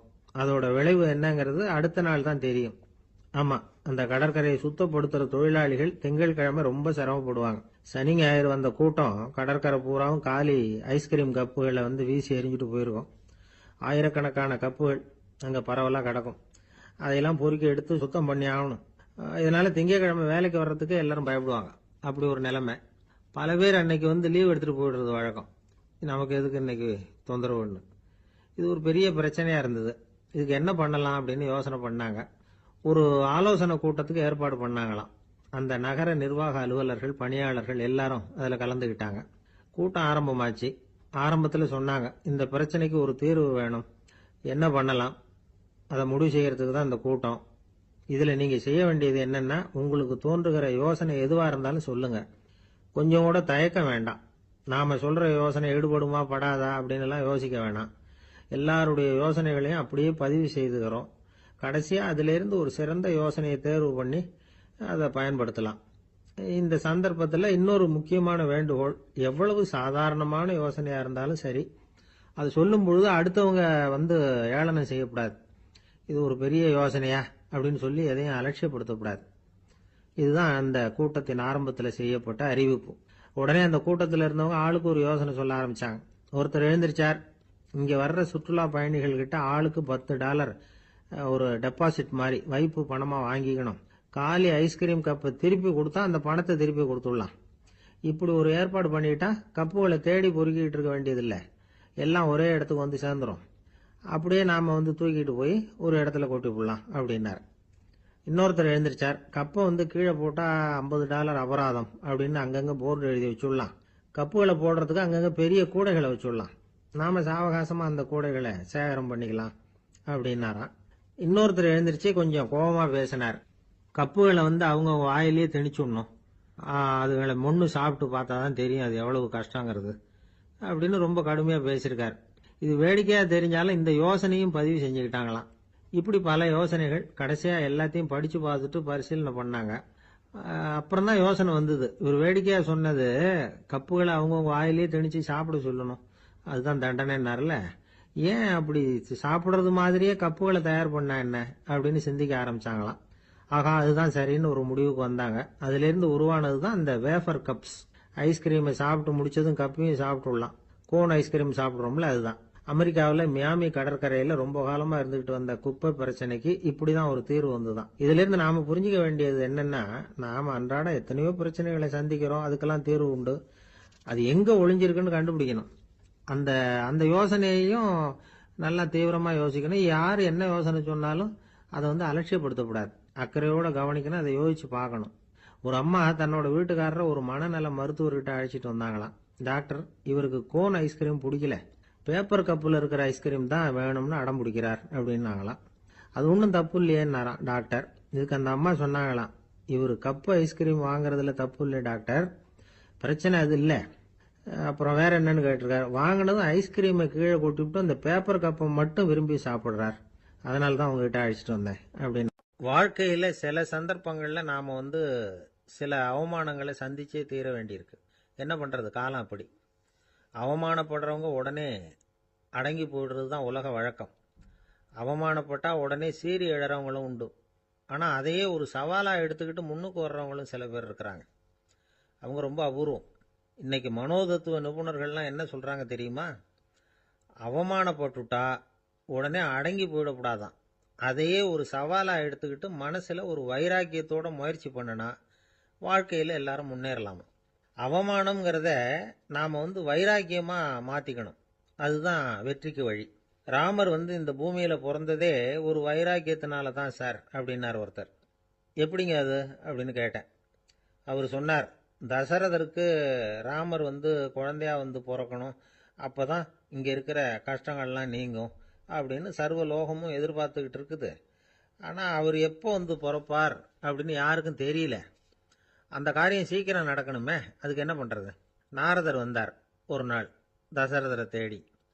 தசரதா, உனக்கு ஒரு செய்தி தெரியுமான்னு ஆரம்பிச்சார். அவர் எப்பவும் இப்படித்தானே ஆரம்பிக்கிறது வழக்கம். என்ன விஷயம்னு கேட்டார் தசரதர். தசரதா, நீ அடிக்கடி உன்னோட தேர்ல ஏறிக்கிட்டு தேவலோகத்துக்கு போற, அங்க போற வர்ற எல்லாம் பண்ணிட்டு இருக்க, எல்லாம் சரி. தேவலோகத்திலையும் உன்னை நல்லபடியா தான் வரவேற்கிறாங்க. தேவேந்திரன் உன்னை பிரியமா அழைச்சிட்டு போய் தன்னுடைய அரியாசனத்திலேயே தனக்கு பக்கத்திலேயே உட்கார வைக்கிறான். நீயும் சந்தோஷமா உட்காந்து பேசிவிட்டு வந்துடுற. ஆனா நீ இங்க வந்ததுக்கு அப்புறம் அங்க என்ன நடக்குது தெரியுமா உனக்கு அப்படின்னாராம் நாரதர். என்ன நடக்குது எனக்கு ஒன்றும் தெரியலையே அப்படின்னாராம் தசரதர். நாரதர்கிட்ட கிட்டத்தில் கேட்டிருக்காரு, கொஞ்சம் சொல்லுங்க என்னது அப்படின்னு. அவர் நெருங்கி வந்தாராம் நாரதரும். மெதுவா அவர் காதோட காதா சொன்னாராம். அதாவது நம்ம பாஷையில சொல்ல போனா பத்த வைக்கிறார். நீ அங்க தேவேந்திரங்கிட்ட உட்காந்து பேசிவிட்டு வந்த பிறகு நீ அங்க உட்கார்ந்திருந்த அரியாசனத்தை தண்ணி ஊத்தி கழுவி சுத்தப்படுத்துறாங்க. நீ என்ன அந்த அளவுக்கு சுத்தம் இல்லாத ஆளா, தினம் குளிக்காமையா இருக்கிற அப்படின்னாராம். தசரதருக்கு இது ரொம்ப அவமானமா போயிட்டுது. அப்படியே செய்யறாங்க அப்படின்னாராம். ஆமா, நீ வேணும்னா நான் சொல்றது உண்மையா இல்லையா அப்படின்னு சோதனை பண்ணி பார்த்துக்கோ அப்படின்னாராம் நாரதர். உடனே தசரதர் இதுக்காகவே புறப்பட்டு தேவலோகம் போனார். அங்கே வழக்கம் போலவே இவரை கூப்பிட்டு உட்கார வச்சு பேசிக்கிட்டு இருந்தான் தேவேந்திரன். கொஞ்ச நேரம் பேசிக்கிட்டு இருந்துட்டு சரி நான் கிளம்புறேன்னு புறப்பட்டார். சரி, அவனும் வாசல் வரைக்கும் வழி அனுப்பி வச்சுட்டு உள்ளே போயிட்டான். தசரதர் வெளியில் கொஞ்ச நேரம் மறைஞ்சி இருந்துட்டு மெதுவாக உள்ளே எட்டி பார்த்தார் என்ன நடக்குதுன்னு. நாரதர் சொன்னது உண்மைதான். தசரதர் உட்கார்ந்திருந்த ஆசனத்தை அங்கே 2 தேவர்கள் கழுவி சுத்தப்படுத்திக்கிட்டு இருக்கிறாங்க. தசரதரால் இதை தாங்கிக்க முடியல. அவருக்கு ரொம்ப அவமானமாக போச்சு. நேரா கிடுகிடுன்னு தேவேந்திரங்கிட்டே போனார். நான் உட்கார்ந்திருந்த இருக்கையை சுத்தம் பண்றியே, நான் என்ன அந்த அளவுக்கு பாவியா அப்படின்னு கேட்டார். ரொம்ப கோபமா கேட்டார். தசரதரே, மனுஷனுக்கு 3 கடன்கள் உண்டு. தேவ கடன், ரிஷி கடன், பித்ரு கடன். இதை தீர்க்காதவன் பாவியாகிறான். இதுல மகனை பெறுவதால் தான் பித்ரு கடன் தீரும். உனக்கு மகன் கிடையாது, அதனால நீ பாவி ஆகிற. பாவி உட்கார்ந்திருந்த இடம்ங்கிறதுனால அதை சுத்தம் செய்ய வேண்டியது எங்க கடமை அப்படின்னு நானும் தேவேந்திரன். இந்த இடத்துல தசரதருக்கு ஏற்பட்ட அவமானம் ஒரு வைராக்கியமா மாறிச்சு. தேவேந்திரனே கேட்டுக்கோ, ஒரு மகனை பெற்ற பிறகுதான் இந்த சபையில மறுபடியும் அடி எடுத்து வைப்பேன் அப்படின்னு சொல்லிவிட்டு போயிட்டாராம். போய் புத்திர காமேஷ்டி யாகம் பண்ணார். புத்திரர்கள் பிறந்தார்கள். இந்த கதையில உள்ள கருத்து என்னன்னா, தேவேந்திரன் தசரதரை அப்படி அவமானப்படுத்தலைன்னா அவருக்கு இப்படி ஒரு வைராக்கியம் பிறந்திருக்குமா? யோசிச்சு பார்க்கணும். நமக்கு ஏற்படுகிற சில அவமானங்களையும் வைராக்கியமா மாத்திக்குவோம். அப்படி மாத்திக்கிட்டோம்னா வாழ்க்கையில முன்னேறலாம். நம்ம ஆளுங்க சில பேர் அவமானத்தை வந்து வைராக்கியமாக மாற்றிக்கிறது எப்படி தெரியுமா? நம்மகிட்ட ஒரு பையன் சொன்னான், எங்கள் அப்பா என்னை எல்லாருக்கும் முன்னாடி வச்சு திட்டிவிட்டார், பொறுப்பு இல்லாமல் ஊர் சுத்துறேன்னு சொல்லி அவமானப்படுத்தி விட்டார், இனிமே நீ என் முகத்திலேயே முழிக்காதரா போடான்னு வேற சொல்லிவிட்டார். எனக்கு ரோஷம் வந்துட்டுது. அந்த அவமானத்தை வைராக்கியமாக மாற்றிக்கிட்டேன். அன்னையிலேருந்து அவர் முகத்திலேயே முழிக்கிறது இல்லை அப்படின்னா. அப்படியான்னு கேட்டோம். ஆமாங்க, அவர் வீட்டில் இல்லாத நேரமாக பார்த்து உள்ள சமையல் கட்டுக்கு போய் சாப்பிட்டுட்டு நைஸாக வெளியில் வந்துடுவேன் அப்படிங்கிறான் அவன். என்ன சார் உங்கள் பையன் என்ன செஞ்சுக்கிட்டு இருக்கிறான் இப்போ அப்படின்னு கேட்டார் ஒருத்தர். அடிக்கடி கண்ணாடி முன்னாடி நின்று அழகு பார்த்துக்கிட்டு இருக்கிறான் சார் அப்படின்னாரு அப்பா. இளம் பருவம் இப்படி தான் இருக்கும், அதையெல்லாம் சாதாரணமாக நினச்சிடாதீங்க அப்படின்னாரு அவர். என்ன சார் சொல்கிறீங்க, கண்ணாடி முன்னாடி நின்றுக்கிட்டு நேரத்தை வீணாக்கிக்கிட்டு இருக்கான், அதை ஒரு பெரிய விஷயமா நான் நினைக்கணுமா அப்படின்னாரு இவர். இளம் பருவத்தில் இளைஞர்களுக்கும் சின்ன பொண்ணுங்களுக்கும் அடிக்கடி கண்ணாடியில் பார்க்கணும்னு தோணும். அது வெறுமனே அழகு பார்க்கறது மட்டும் இல்லை, அவங்க தங்களையே தேடி கண்டுபிடிக்கிற ஒரு முயற்சி அது. இது ஒரு மனோதத்துவ விளைவு. இது வரைக்கும் வந்து சின்ன பிள்ளையா இருந்துட்டோம், இனிமேல் நாமளும் மற்றவங்க மாதிரி மனிதர்கள் தான் அப்படிங்கிற உணர்வு அவங்களுக்கு வருது. தங்களோட முகம் எப்படி இருக்குது, அழகு எப்படி இருக்குது, உடம்பு நேரம் எப்படி இருக்குது, முடி எப்படி இருக்குது அப்படிங்கிறதையெல்லாம் கண்டுபிடிக்கிறாங்க. அதுக்கப்புறம் இன்னொரு ஆணோ பொண்ணோ தன்னை கவனிக்கணும் அப்படின்னு நினைக்கிறாங்க. இதெல்லாம் மனோதத்துவ உண்மைகள், இதெல்லாம் இயற்கை. இதை பார்த்துட்டு பெற்றவங்க வந்து பிள்ளைங்க கெட்டு போட்டாங்க அப்படின்னு நினைக்கக்கூடாது, அவங்கள திட்டிக்கிட்டே இருக்கக்கூடாது. இன்னைக்கு பல குடும்பங்களில் இதுதான் நடந்துகிட்டு இருக்குது. மனுஷ வாழ்க்கையிலேயே இப்படியும் இல்லாத அப்படியும் இல்லாத ஒரு பருவம் வந்து இளம் பருவம். 13லேருந்து 19 வயசுக்கு உட்பட்ட ஆண்கள் பெண்கள் இந்த வகையை சேர்ந்தவங்க, டீனேஜ் குரூப். இவங்கள சின்னவங்கன்னு நினச்சிட முடியாது, பெரியவங்கன்னு நினச்சிட முடியாது. இவங்க ரொம்ப சென்சிட்டிவ்.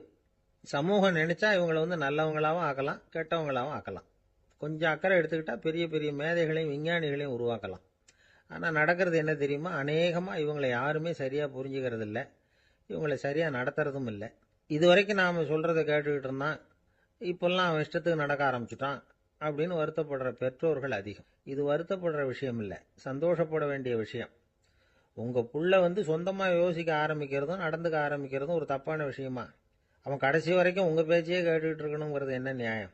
இன்னைக்கு இளைஞர்களை வந்து பெரியவங்க தப்பாக புரிஞ்சுக்கிட்டு தவறாக நடத்துறதுனால தான் அவங்களுக்கு வெறுப்பு, எரிச்சல், மனக்கசப்பு எல்லாம் உண்டாகுது. பெற்றவங்க சரியாக மதிக்கிறது இல்லை அப்படிங்கிற ஒரே காரணத்தினாலேயே வீணா போகிற பிள்ளைங்க இன்னைக்கு அதிகம். சரி, பெற்றவங்களுக்கு இன்னைக்கு என்னதான் புத்தி சொல்ல வர்றீங்க அப்படின்னு கேட்குறீங்களா? நாம எதையும் சொல்ல வரல, ஆனால் அது சம்பந்தமான சில நிபுணர்கள் சொல்லியிருக்கிறத உங்கள் காதில் போட்டு வைக்கலாம். அது என்னன்னா, பிள்ளைங்க கிட்ட அன்பு செலுத்துங்க. குழந்தையா இருந்தப்போ எவ்வளவு பாசமாக இருந்தீங்க, வளர வளர அதை ஏன் குறைச்சிக்கிறீங்க? பெற்றவங்களின் அன்பான வார்த்தைகளுக்கு ஏங்குறவங்க தான் இன்றைய இளைஞர்கள். அவங்க எதை சொன்னாலும் அதை அக்கறையாக காது கொடுத்து கேளுங்க, அலட்சியப்படுத்தாதீங்க. அவங்க விரும்புறது உங்ககிட்ட இருந்து ஒரு மதிப்பு, மரியாதை, அங்கீகாரம், இவ்வளவுதான். அவங்க அவங்களாவே முடிவுகள் எடுக்கட்டும், அதுக்கு நீங்கள் உதவியாக இருங்க, அது போதும். மற்றவங்க முன்னாடி, முக்கியமாக அவங்க நண்பர்கள் முன்னாடி அவங்கள பற்றி மட்டமாக பேசாதீங்க. அவங்க கிட்ட பொய் சொல்லக்கூடாது. நீங்கள் சொன்னது பொய்ன்னு தெரிஞ்சு போச்சுன்னா உங்கள் பேரில் அவங்களுக்கு இருக்கிற மதிப்பு போயிடும், நம்பிக்கை போயிடும். அவங்களுக்கு முன்னாடி நீங்கள் சண்டை போடக்கூடாது. உங்கள் பிள்ளைய எப்பவும் இன்னொரு பிள்ளையோட ஒப்பிட்டு பேசுகிற வேலையே வேணாம். கூட பிறந்த மற்றவங்களோட கூட ஒப்பிடக்கூடாது. இப்படி செஞ்சால் அவன் உங்ககிட்டையும் பிரியமாக இருக்க மாட்டான், அவங்ககிட்டையும் பிரியமாக இருக்க மாட்டான். புள்ள எங்கே போகிறான், என்ன பண்ணுறான் அப்படின்னுலாம் வந்து துப்பறிஞ்சிக்கிட்டு இருக்கக்கூடாது. இளைஞர்கள் வந்து தனிமையை விரும்புகிறவங்க. அவங்கள வந்து பெட்டியில் வச்சு மூடி பாதுகாக்கணும்னு நினைக்கக்கூடாது. அவங்கள எப்படி பாதுகாக்கிறது அப்படிங்கிறது அவங்களுக்கே தெரியும். உங்கள் புள்ள எப்படி நடந்துக்கணும்னு நீங்கள் எதிர்பார்க்குறீங்களோ அது மாதிரி நீங்கள் நடந்து காட்டுங்க, அது போதும். ஒரு வீட்டில் அப்பாவும் அம்மாவும் பேசிக்கிட்டு இருக்கிறாங்க. என்னங்க, நம்ம பொண்ணு பெரியவளாயிட்டா, அடிக்கடி கண்ணாடி முன்னாடி போய் நின்றுக்கிட்டு இருக்கிறா, சீக்கிரமாக ஒரு பையனை பார்த்து கல்யாணத்தை முடிக்காமல் இப்படி மசன்னு கல் மாதிரி உட்காந்துருக்குறீங்களே அப்படின்னு சத்தம் போட்டாங்க அந்த அம்மா. அவசரப்படாத, பார்க்கறதுக்கு கண்ணுக்கு அழகா லட்சணமா புத்திசாலியா ஒரு பையன் கிடைக்க வேணாமா, அதுதான் பார்த்துக்கிட்டு இருக்கிறேன் அப்படின்னாரு அப்பா. இதுக்கு அந்த அம்மா சொல்றாங்க, எங்க அப்பா இப்படியெல்லாம் நினைச்சுக்கிட்டு இருந்திருந்தா எனக்கு கல்யாணமே ஆயிருக்காது தெரியுமா அப்படின்னாங்களாம். ஒரு ஊர்ல ஒரு ஞானி இருக்கிறார், ரொம்ப பெரிய ஞானி, ரொம்ப வயசாயிட்டுது. கடைசி காலத்தில் அவர்கிட்ட சில பேர் வந்தாங்க. உங்க குரு யார் அப்படின்னு கேட்டாங்க. அவர் நிமிர்ந்து பார்த்தார். எனக்கு ஆயிரக்கணக்கான குருமார்கள் உண்டு, அவங்க பேரெல்லாம் சொல்லணும்னா இந்த காலம் பத்தாது. ஆனா முக்கியமான ஒரு 3 பேரை பத்தி மட்டும் உங்களுக்கு சொல்றேன் அப்படின்னாராம். அப்புறம் சொன்னார், அந்த 3 பேர்ல ஒருத்தன் ஒரு திருடன். ஒரு சமயம் ஒரு பாலைவனம் வழியா நான் போய்கிட்டு இருந்தேன். அப்போ வழி தவறி போய் ஒரு கிராமத்துக்கு போயிட்டேன். அது இருட்டு நேரம், நடுராத்திரி, ஊரே உறங்கி போச்சு. அந்த நேரத்தில் ஒரு ஆள் மட்டும் ஒரு வீட்டு சுவத்தில் ஏதோ பண்ணி உள்ளே நுழையறதுக்கு முயற்சி பண்ணிட்டு இருக்கிறான். அவங்கிட்ட போய் நான் இன்னைக்கு இங்கே எங்கே தங்க முடியும் அப்படின்னு கேட்டேன். அதுக்கு அவன், இந்த ராத்திரி வேளையில் அது ரொம்ப சிரமம், ஒரு திருடனோட உங்களால் தங்க முடியும்னா நீங்கள் என்னோட தங்கலாம் அப்படின்னா. நான் அவங்க கூட 1 மாதம் தங்கியிருந்தேன். ஒவ்வொரு நாள் ராத்திரியும் இப்போ நான் என்னுடைய வேலைக்கு போகிறேன், நீங்கள் ஓய்வு எடுத்துக்கோங்க அப்படின்னு சொல்லிவிட்டு போவான். அவன் திரும்பி வந்த உடனே உனக்கு ஏதாவது கிடைச்சிதான்னு நான் கேட்பேன். அதுக்கு அவன், இன்னைக்கு ராத்திரி ஒன்றும் இல்லை, நாளைக்கு மறுபடியும் முயற்சி பண்ணுவேன் அப்படின்பா. எப்பவும் அவன் நம்பிக்கை இழந்ததே கிடையாது, எப்பவும் சந்தோஷமாகவே இருப்பான். நானும் ரொம்ப காலமாக தியானம் பண்ணிக்கிட்டே இருந்தேன், ஒன்றுமே நடக்கலை. ஆனால் நான் என்ன பண்ணேன் தெரியுமா, மனசு வருத்தப்படும், நம்பிக்கை இழந்துருவேன். அப்போல்லாம் அந்த திருடனுடைய விடாமுயற்சி தான் ஞாபகத்துக்கு வரும். அதனால் அந்த திருடன் எனக்கு ஒரு குரு. என்னுடைய 2வது குரு யாருன்னா அது ஒரு நாய். இது எப்படின்னா, ஒரு சமயம் எனக்கு ரொம்ப தாகமாக இருந்தது. ஒரு நதியை நோக்கி போய்கிட்டு இருந்தேன். அப்போ ஒரு நாயும் வந்தது. அதுக்கும் தாகம். ஓடி வந்து ஆற்றை பார்த்தது. அதோட நிழல் ஆற்றுல தெரிஞ்சுது. அதை பார்த்ததும் பயந்துட்டுது. அதாவது அது தன்னுடைய சொந்த உருவத்தையே கண்டு பயந்தது. அதை பார்த்து குறைக்குது, திரும்பி ஓடிச்சு. ஆனால் அதுக்கு தாகம் அதிகமாக இருந்ததுனால அது மறுபடியும் திரும்பி வந்தது. பார்த்தா மறுபடியும் தண்ணியில் நாயோட உருவம் தெரியுது. இப்படி சில தடவை பண்ணிச்சு. இருந்தாலும் கடைசியில் தண்ணியில் குதிச்சுட்டுது துணிஞ்சி. இப்படி குதித்த உடனே அதோட உருவமும் மறைஞ்சுட்டுது. இதை பார்த்தேன். நான் என்ன புரிஞ்சுக்கிட்டேன்னா, எவ்வளவுதான் பயம் இருந்தால் கூட ஒருத்தன் தைரியமாக காரியத்தில் இறங்கணும் அப்படிங்கிறத புரிஞ்சுக்கிட்டேன். இந்த போதனை அந்த நாய்கிட்ட இருந்து எனக்கு கிடைச்சிது. இது ஒன்று. அடுத்தது என்னுடைய 3வது குரு யாருன்னா அது ஒரு சின்ன குழந்தை. நான் ஒரு சமயம் ஒரு நகரத்துக்கு போனேன். அங்கே ஒரு குழந்தை எரிகிற மெழுகுவத்தி ஒன்று எடுத்துக்கிட்டு வந்தது. நான் அந்த குழந்தைய பார்த்து வேடிக்கையாக கேட்டேன், ஏன் பாப்பா, இந்த மெழுகுவத்தியை நீயாவே கொளுத்துனியா அப்படின்னு கேட்டேன். ஆமான்னுது அந்த குழந்தை. சரி, இந்த மெழுகுவத்தி முன்னாடி எரியாமல் இருந்தது, இப்போ எரியுது. இந்த மெழுகுவத்திக்கு வெளிச்சம் எங்கேருந்து வந்தது, அதை எனக்கு காட்ட முடியுமா அப்படின்னு கேட்டேன் அந்த குழந்தைகிட்ட. இதுக்கு அந்த குழந்தை சிரிச்சுக்கிட்டு அந்த மெழுகுவத்தியை ஊதி அணைச்சுட்டுது. அதுக்கப்புறம் என்னை பார்த்து கேட்டுது, இப்போ இந்த மெழுகுவத்தியின் வெளிச்சம் போனதை பார்த்தீங்க இல்லையா, அது எங்கே போச்சுன்னு எனக்கு சொல்லுங்க அப்படின்னுது. அந்த குழந்தை இப்படி கேட்டதும் என்கிட்ட இருந்த ஆணவம் அழிஞ்சுட்டுது. நான் படித்ததெல்லாம் அந்த வினாடியில் சுக்கு நூறாக போயிட்டுது. என்னுடைய முட்டாள்தனத்தை நான் உணர்ந்தேன் அப்படின்னு இவ்வளவும் அந்த ஞானி விவரமாக சொன்னாராம். அதனால் நாம் இன்னார்கிட்டே இருந்து தான் இதை கற்றுக்கணுங்கிறது இல்லை, யாருக்கிட்டே இருந்தும் எதையும் கற்றுக்கலாம். நம்மால் ஒருத்தன் ஒரு நாய் வளர்த்துக்கிட்டு இருந்தான். அந்த நாய்க்கு வால் கிடையாது. யாரோ ஏற்கனவே வெட்டி எடுத்துட்டாங்க. இந்த நாய் தான் சார் எனக்கு குரு, அதுகிட்டே இருந்து கூட நான் பாடம் கற்றுக்கிட்டு இருக்கிறேன் அப்படின்னா. அப்படி என்ன கற்றுக்கிட்டேன் இந்த வால் இல்லாத நாய்கிட்டே இருந்து அப்படின்னு கேட்டோம். நாம் யாருக்கிட்டையும் வாலாட்டக்கூடாது அப்படிங்கிற பாடத்தை அதுகிட்டே இருந்து தான் நான் கற்றுக்கிட்டேன் அப்படின்னா. ஒரு ஊரில் ஒருத்தர் இருந்தார், ரொம்ப நல்லவர். யாருக்காவது ஏதாவது கொடுத்துக்கிட்டே இருப்பார், கொடையாளி. தினமும் யாராவது ஒருத்தருக்கு ஏதாவது கொடுக்கலன்னா அவருக்கு தூக்கம் வராது, அப்படி ஒரு பழக்கம். அது மட்டும் இல்லை, அவர் கொடுக்கறது அடுத்தவங்களுக்கு தெரியாது, அவ்வளவு ரகசியமா அதை கொடுப்பார். வலது கை கொடுக்கறது இடது கைக்கு தெரியக்கூடாதுன்னு சொல்லுவாங்கல்ல, அது மாதிரி அவர். ஒரு நாள் ராத்திரி அவர் ஏற்கனவே தயாராக கட்டி வச்சிருந்த பணம் முடிச்ச கையில் எடுத்துக்கிட்டு வீட்டை விட்டு வெளியில் வந்தார். தெருவில் இறங்கி நடந்தார். இன்னைக்கு யாருக்கு தர்மம் செய்யறது அப்படின்னு யோசனை பண்ணிட்டு இருட்டில் நடந்து வந்துகிட்டு இருக்கிறார்.